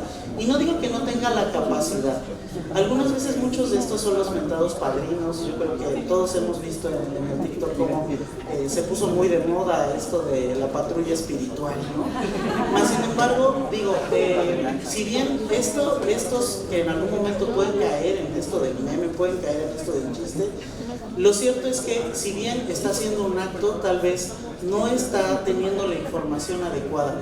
Y algunas veces no es solamente tener esta buena voluntad, ¿no?, de hacer las cosas, sino también hay que tener un trasfondo de información, ¿no? Entonces, ¿qué es lo que se busca? No necesariamente quitar a estas personas que están ofreciendo atención en medios no gubernamentales, sino psicoeducarlas, ofrecerles información para que en algún momento funcionen como esa partera que estaba en el pueblo, que recibía a estos niños y que si en algún momento había una distocia, una complicación, pues acudieran con el médico, no sé, en la actualidad. Entonces, si volvemos nuevamente a esta gráfica, vemos como en el 2020 fue aumentando, ya era un problema los estimulantes tipo anfetamínicos, pero vean cómo es el problema en 2022 y 2023. Ya en realidad el consumo de estimulantes tipo anfetamínicos ya es muy importante, y no solamente por la situación económica, que el cristal es una sustancia muy económica y de fácil acceso, sino también por el efecto que genera. Es una sustancia que genera un efecto eufórico, que genera en algunos pacientes, quita algunos síntomas, se sienten con ganas de hacer actividades, quita la tristeza. Y si bien estas sustancias los pacientes las pueden llegar a utilizar para paliar ciertas situaciones como depresión, como ansiedad, pues lo cierto es que a largo plazo genera muchos daños, ¿no? Entonces vamos a ver que el cristal es una de esas sustancias que empezó a generar más problemas. Le damos a la siguiente. Ahí exactamente. Ahora, vamos a ver que se ha visto que la edad de inicio es a partir de los 15 años, ¿vale? Antes se esperaba o se daba por sentado que los jóvenes a los 17 años empezaban a experimentar con algunas sustancias. Lo cierto es que hoy día, en un promedio, los jóvenes ya a los 15 años ya empiezan el consumo de algunas sustancias. Entonces, algo que es importante es, se está normalizando el consumo de sustancias en la población. Lo cierto es que ya los jóvenes ya no lo ven con miedo, ya no ven con terror el consumo de algunas sustancias. Por ejemplo, aquí vemos que el 38.6% del total empezaron consumiendo alcohol. Fue la droga de inicio, fue la sustancia de inicio. Después el 31.4% es el tabaco, ¿no? De ahí nos pasamos el 16.8% la cannabis o la marihuana, que obviamente ahorita ya se está viendo esta parte de la fiscalización y la legalización de la marihuana. Y finalmente, en una proporción un poco más pequeña, pero importante, el 7.4% son estimulantes tipo anfetamínicos o el cristal. Ahora, esa es la sustancia de inicio, la sustancia de entrada. Vamos a hablar cuáles son las que generan mayor demanda de atención por sustancia, es decir, la que se denomina sustancia de impacto. Es la sustancia que está generando más problemas, y vamos a ver que el 49.1%, casi la mitad de las atenciones demandadas, corresponden a estimulantes tipo anfetamínicos, nuevamente el cristal. 21.8% corresponden al alcohol y 13.3% corresponde a la cannabis. ¿Okay? Vamos a pasar a la siguiente. Vamos a ver, no quise abarcarlos de epidemiología, entiendo que son datos duros, pero algunas veces nos aterrizan un poco de cómo está el panorama actual en México. Ahora vamos a hablar de qué es una adicción. Y como bien nos comentó la diputada Gisela Arellano, no solamente es el consumo de una sustancia, ¿okay?, que tradicionalmente se hablaba de tolerancia y abstinencia. Podemos ver que ya también es una situación psicosocial, también puede ser una situación, priorizar una actividad que esté generando disfunción, ¿no? Es una enfermedad física o psicoemocional que crea una dependencia o una necesidad hacia una sustancia, actividad o relación, y se caracteriza por un conjunto de signos y síntomas, además de la pérdida del control en cuanto al consumo o a la actividad y a la priorización de la búsqueda, ¿no? Vamos a pasar a la siguiente. Vamos a ver que el hecho de que haya un consumo de sustancias no quiere decir que sea algo malo, ¿no? Y algunas veces yo creo que todos conocen la frase, es viernes, el cuerpo lo sabe, ¿no? Yo creo que en algún momento alguno de nosotros nos hemos llegado a tomar un Alipuz, ¿no? Hemos llegado a probar el alcohol y no por eso se considera una dependencia. Vamos a ver que de acuerdo al compromiso a la sustancia, sea menor o mayor, vamos a ver que hay experimentación, hay un consumo ocasional o hay un consumo habitual. Estos son consumos no problemáticos, ¿vale? De ahí pasamos al compromiso de la sustancia cuando ya se está priorizando, hablamos de abuso y finalmente la dependencia, que es exactamente los que llegan a la atención, los que buscan la atención en psiquiatría y son los que empiezan a tener una disfunción importante. Pasamos a la siguiente. Estas son unas imágenes interesantes y lo pongo de esta manera. Nosotros, el cerebro funciona de dos maneras. Tenemos un cerebro primitivo, un cerebro que funciona con estas actividades que son necesarias para la vida y para la función, ¿no? Y hay una corteza cerebral que nos permite delimitar ciertas cosas, ¿no? Esto es prioritario o esto no. Y vamos a ver que cuando una persona empieza a consumir alguna sustancia, no lo ve como una prioridad, ¿ok? Puede decir, lo puedo dejar en otro momento, no es algo necesario para mí. Y en algún momento, cuando se vuelve parte de este cerebro primitivo, se vuelve una dependencia, el cerebro lo sensa como es que lo necesito, así como necesito comer, así como necesito dormir, así necesito de esa sustancia para sentirme bien, si no me voy a morir, ¿no? Entonces, cuando el usuario pierde esta facultad, ya no está hablando, ya no es una decisión propia, sino ya es una enfermedad. Vamos a ver la siguiente, por favor. La siguiente. Vamos a ver la alta prevalencia entre los padecimientos psiquiátricos y el consumo de sustancias. El 70 al 80% de los pacientes con esquizofrenia tienen consumo de sustancias. Más del 60% de los pacientes con trastorno bipolar consumen alguna sustancia. Más del 70% de los trastornos de personalidad tienen consumo de sustancia. Más del 30% tienen algún trastorno de ansiedad y un trastorno de depresión, ¿no? Los pacientes con TDA, igual, el 30% de las personas que viven con un trastorno por déficit de atención también llegan a hacer consumo de una sustancia. Entonces, la posibilidad de que estén juntos estos dos padecimientos es muy alta, y algunas veces yo lo que comento mucho con mis pacientes es más fácil acudir al Oxxo y comprar un six de cerveza que acudir a alguna atención psiquiátrica, ¿no? Es más fácil acudir al Oxxo y comprar unos cigarrillos a acudir a un hospital psiquiátrico, porque hay un estigma de por medio, ¿no? Y eso dificulta algunas veces acudir y tener acceso, ¿no? También los medicamentos en algún momento pasan por este mismo filtro. Pasamos a la siguiente, por favor. ¿Cuáles son estas dificultades en el diagnóstico y en el tratamiento? Si bien hay síntomas psiquiátricos que son muy importantes, pues vamos a ver que atrás de todo eso hay una mayor gravedad para estos usuarios, mayor gravedad psicosocial, algunas veces el hecho de que vivan. Bueno, voy a terminar rápido. Podemos pasar rápido a las diapositivas. Yo le comento en dónde nos paramos. Ahí, por favor.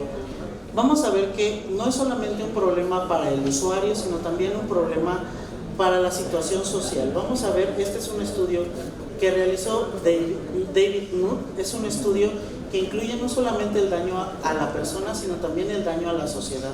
¿Y a qué se refiere? En cuanto al gasto de salud mental, daño físico, daño familiar, manejo de las adicciones, costo de la economía y crimen.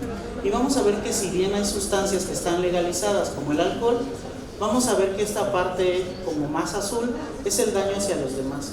Vamos a ver que no por el hecho de que esté legalizado el alcohol quiere decir que es bueno, ¿no? Lo cierto es que si yo agarro y bebo una copa y agarro mi carro, puedo lastimar a alguien. Entonces, todo eso también se tiene que ver en el contexto, ¿no? Ver en dónde está inserto esta persona que consume alguna sustancia. Pasamos a la siguiente, por favor. Digo, ya para terminar, le damos, ahí está bien. Vamos a ver que en cuanto al consumo de sustancias y en cuanto a los padecimientos de psiquiatría, hay que sensibilizar, informar y hablar esto que nosotros estamos presentando, sin presentar estigmas, sin juzgar, sin criminalizar, escuchando, estando presente, brindando la protección adecuada y disminuyendo el riesgo.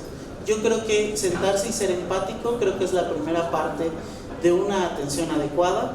Entiendo que no necesitamos ser psiquiatras para poder escuchar a la otra persona y ser empática, y si en algún momento vemos que es algo que no lo podemos manejar en casa, en algún momento acercarse con el médico o acercarse con el psicólogo o en algún momento acercarse con el psiquiatra es algo adecuado.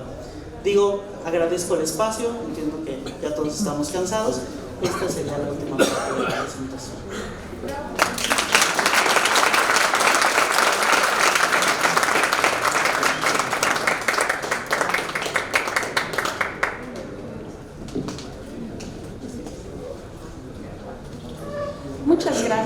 doctor González Ramírez. Para dirigir un mensaje tiene la palabra el diputado Arturo Ávila Anaya. Por favor, diputado.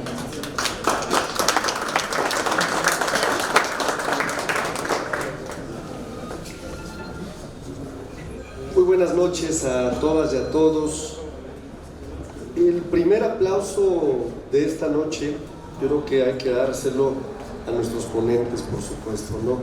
A la doctora Rebeca Lozano, al doctor Óscar Eduardo, por supuesto, Bernal López, al doctor Andrés Vega Rosas y al doctor González Ramírez. Gracias, de veras, gracias por estar aquí. Sin duda, a mi amiga, la diputada Giselle, que ha organizado este importante foro. Yo voy a ser muy breve porque los expertos ya nos han dado una amplísima explicación de la importancia que tienen las enfermedades mentales y, claro, el estigma que tienen también las enfermedades mentales. Miren, yo traía un montón de anotaciones que voy a omitir, pero fíjense que en mi estado, en Aguascalientes, tenemos como tercer causa somos el tercer estado con la mayor incidencia en suicidios. Y los suicidios ocurren entre niños de 13 años a 29 años. Y la forma de atender esta causa ha sido de las peores formas, con políticas públicas terriblemente equivocadas, cuando en la realidad hay un porcentaje muy importante que hubiera podido atenderse si se hubiera entendido que hay un problema de salud mental detrás del suicidio. Por eso para mí fue importantísimo acompañar hoy a la diputada Giselle y a los especialistas que hoy nos acompañaron para tratar de no solamente entender la importancia de entrar al tema con muchas ganas, sino la importancia que tienen todos los ámbitos, O sea, estamos hablando de productividad, estamos hablando de estigma que afecta la vida productiva de las y de los mexicanos, estamos hablando de causas de suicidios y estamos hablando incluso, yo siempre lo he dicho, de un problema hasta de índole lingüístico que baje la autoestima de las y de los enfermos cuando hay una referencia que tiende a denostar a un paciente de una enfermedad como estas. Así es que yo concluyo mi participación, reitero que iba a ser más larga, agradeciéndoles muy especialmente que hoy nos acompañen aquí en la Cámara de Diputados, pero sobre todo haciendo un compromiso muy formal. Hoy somos un grupo mayoritario, hoy tenemos una mayoría calificada, y que nazca de aquí el compromiso de las y los diputados de Morena, del Partido Verde y del Partido del Trabajo, para apoyarlos en las iniciativas que nos puedan dar una mejor condición de salud mental en nuestro país. Muchísimas gracias a todas y a todos ustedes. Muchas gracias a ustedes también. Gracias.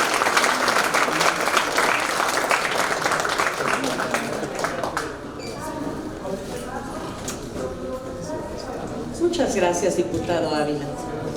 Le pedimos atentamente a la diputada Gabriela Jiménez Godoy que nos dé su mensaje. Por favor, vicecoordinador.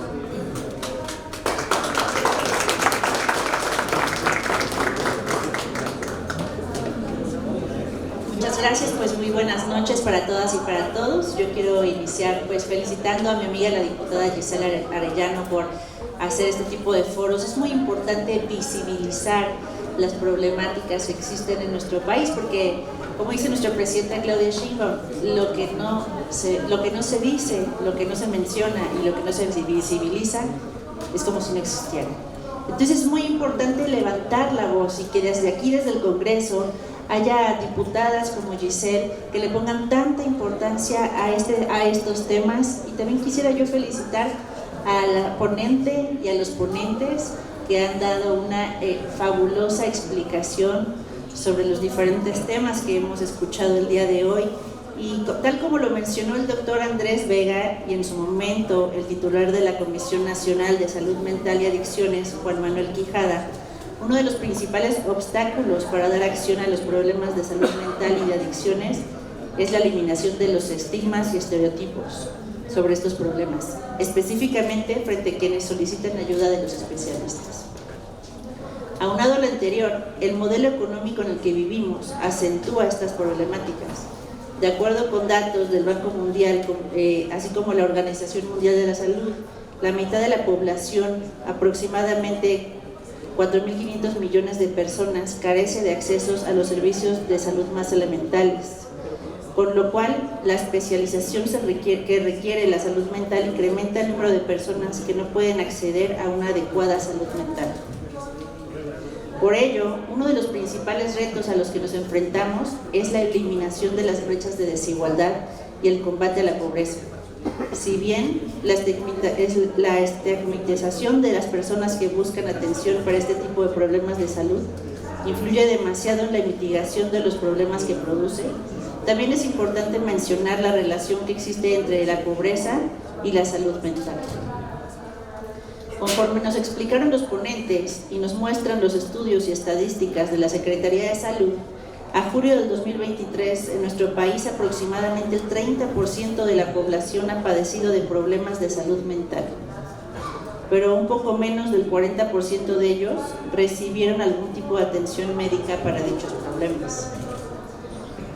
Esto a nosotros como legisladoras y legisladores, y sobre todo como grupo parlamentario de Morena, les queremos decir que nos da un gran compromiso para seguir trabajando y que desde la vicecoordinación vamos a apoyar a la diputada Giselle para que todas las iniciativas y todas las propuestas que ella presente en torno a la salud mental, a la salud, podamos impulsarlas para que se hagan realidad. Porque sabemos que también para nuestra presidenta, la doctora Claudia Sheinbaum, la salud es una prioridad y ella ya presentó incluso sus propuestas y su programa de salud, y desde el Congreso vamos a apoyar a nuestra presidenta, pero también a la diputada Giselle. Así que muchas gracias y quiero que sepan que cuentan con el grupo parlamentario de Morena. Gracias.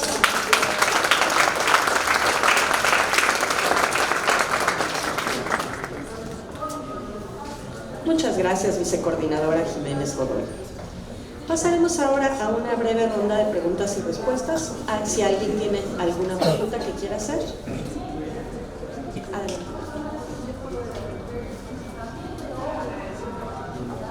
Muy buenas tardes, tengan todos ustedes. Les agradezco mucho a todas las personas preparadas que están aquí haciendo partícipe de poder alcanzar en eso que le llaman la cuarta transformación. Si vemos de fondo, de raíz, punto número 1, ¿por qué estoy en las condiciones en que estoy? Porque yo en el 2001 fui una de las tantas víctimas sobrevivientes de secuestros. Y a la fecha ya tengo las secuelas, como ustedes podrán ver, ¿verdad? Estamos hablando del 2001. Pero si nos remontamos desde los tiempos de mi abuela, que era una regla fundamental, el no al chingue o al mezcal, y que con mucha medida el jugo del maguey, vemos la raíz. ¿Quién autorizó sembrar? ¿Quién autorizó cultivar? ¿Quién autorizó cosechar y distribuir? No nada más hablamos de las mencionadas tóxicos que acaban de mencionar, sino que también tenemos el opio y la amapola y el peyote, entre otros muchos muy usados nada más en las ceremonias con mis ancestros, abuelos, ¿verdad? Entonces, ¿en qué resumo todo esto?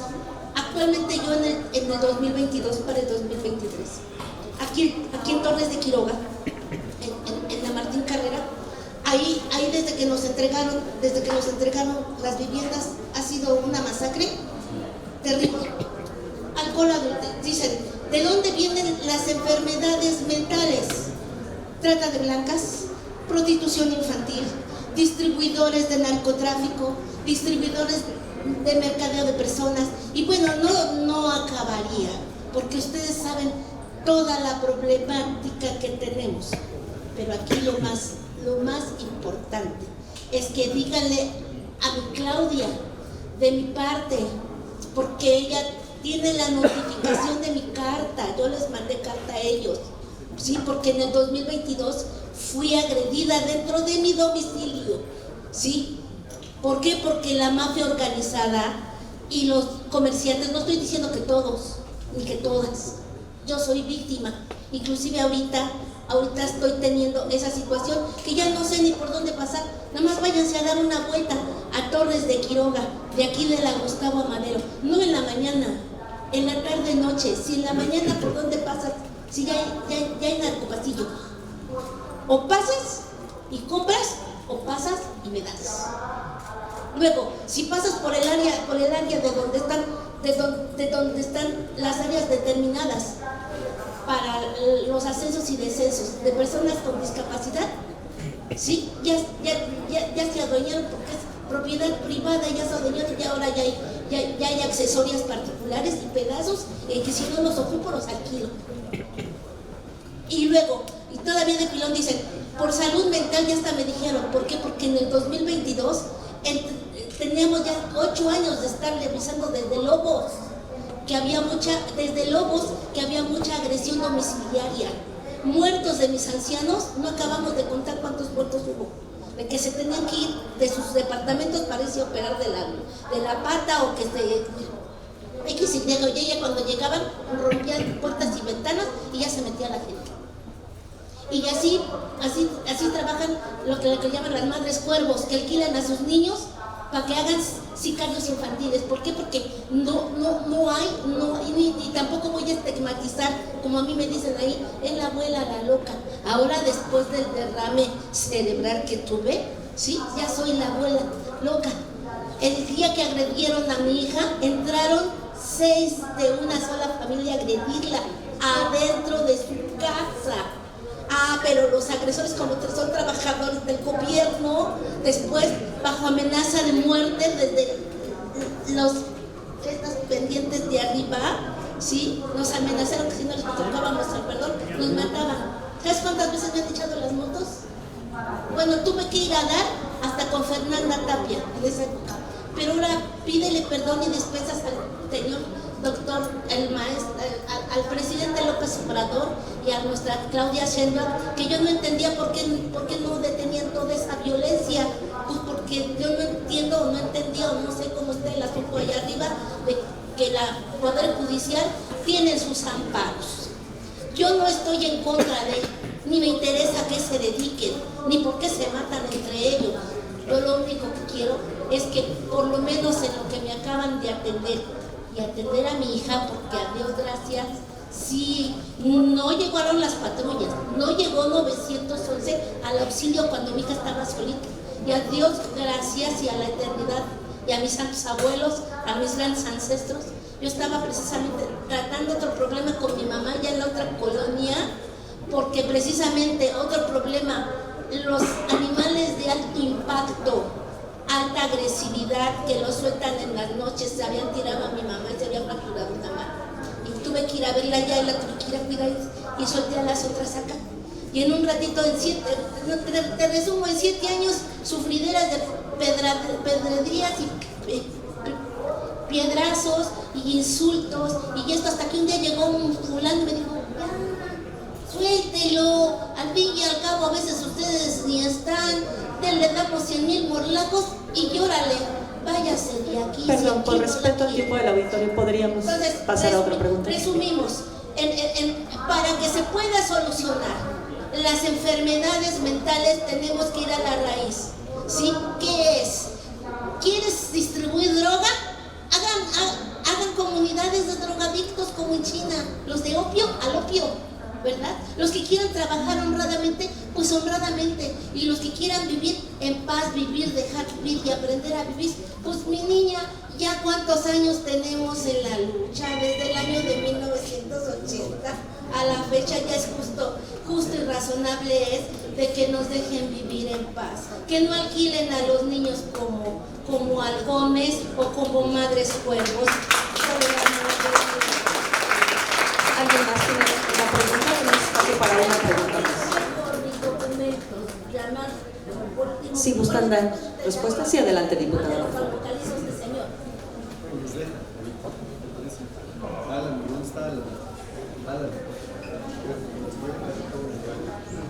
Gracias. La voz de ella es la voz de muchos mexicanos y mexicanas que estamos viviendo en distintas versiones ese tipo de de atrocidades, no nada más aquí en México, sino en todo el mundo se está viviendo esto. Y bueno, de corazón espero les haya gustado, se hayan llevado algo para compartir en sus hogares, para tener esa sensibilidad a sus seres queridos, a sus amistades y a esa familia que ustedes han elegido, porque a veces no necesariamente tiene que ser tu padre, tu madre o tus hermanos biológicos, a veces adoptamos amistades que los vemos como familia. Y así mismo y en ese tono les quiero decir que estamos muy comprometidos aquí en el Congreso en hacer reformas, hacer todo lo posible para que esa ayuda y apoyo de salud mental les llegue a más mexicanos, a más mexicanas, a más niños, y que sea a tiempo, que sea oportuno, que no sea ya cuando se convirtieron en delincuentes o se convirtió otro feminicidio o se consumieron más drogas. Lo que queremos es llegar a la prevención. Una servidora propuso este tipo de foros porque yo también tengo un diagnóstico mental. Yo también he sufrido de a lo mejor no haber llegado a tiempo a manos de un profesional que me diera un diagnóstico exacto, que supiera verdaderamente qué estaba pasando, porque es desde que naces, a veces desde que naces y llevas un entorno familiar no adecuado. Entonces hay que tenerse mucha paciencia. El sufrimiento es diario, no va a acabar, depende de cómo nosotros vamos a lidiarlo. Y tengámonos mucha paciencia unos a otros, porque no sabemos qué está viviendo esa persona. A veces nos ha pasado que tenemos arranques, impulsos muy fuertes y explotamos.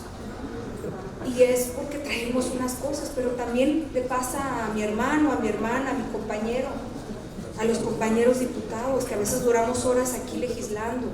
Todos tenemos un punto de explotar. Entonces hay que aprender a ser tolerantes, a querernos, a amarnos tanto cada uno de nosotros, que digamos, hoy me voy a dar un espacio y voy a dejar la adicción que tenga.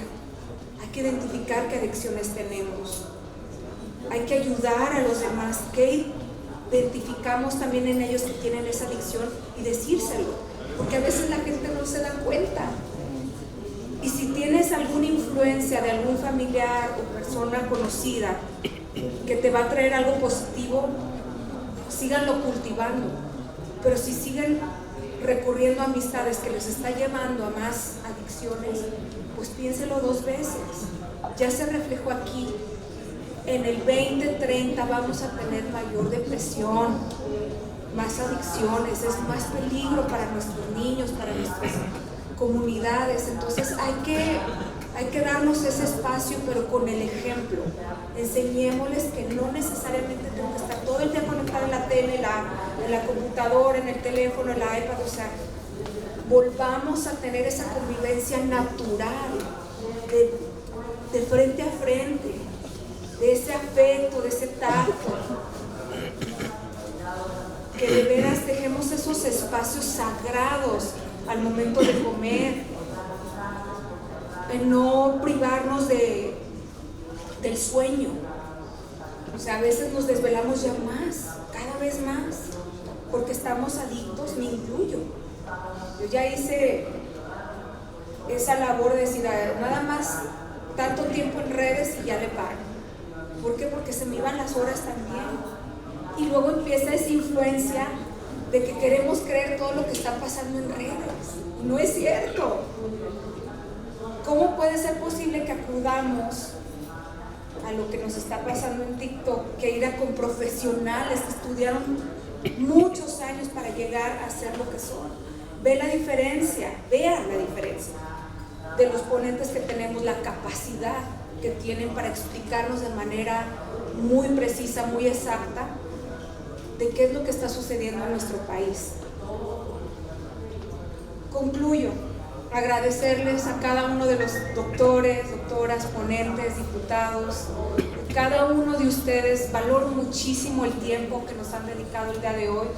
Espero y puedan participar en más foros y eventos que voy a tener, de ajedrez, de dominó, de box, de patinaje. O sea, el promover que vuelva a salir nuestra juventud y las mujeres y los hombres a disfrutar de lo que tenemos afuera y no nuestra mente centrada en lo que ahora llamamos la era digital que nos está consumiendo. Pasamos ahora a la entrega de reconocimientos y me gustaría que le demos un gran aplauso a cada uno de ellos.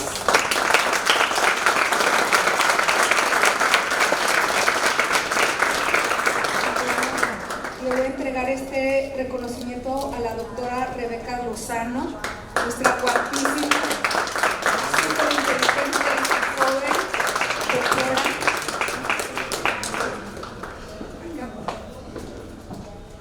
Gracias.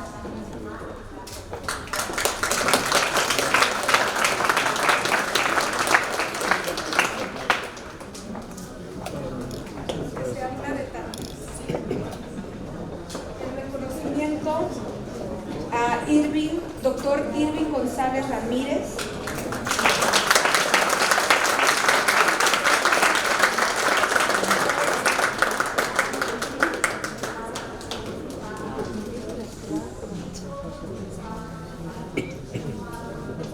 El doctor Andrés Vega Rosas.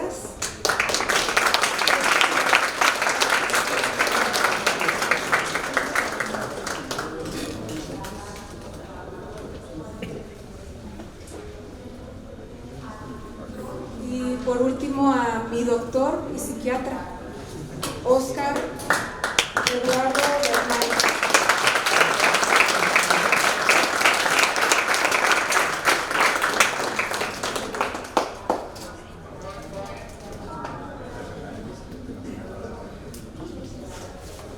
Los despido con mucho cariño y decirles que no tengan miedo, todos tenemos algo que cargamos en nuestro corazón, en nuestra mente, en nuestras vidas, tanto alegría como traumas, como dolor, como retos, y que no tengan miedo en levantar la voz y decir necesito ayuda, necesito medicamento, necesito de un profesional, y que el día de hoy sepan que es totalmente normal. Hay mucha gente que lo está haciendo, pero por miedo no lo dicen. Y gracias. Un aplauso ahora para todos ustedes.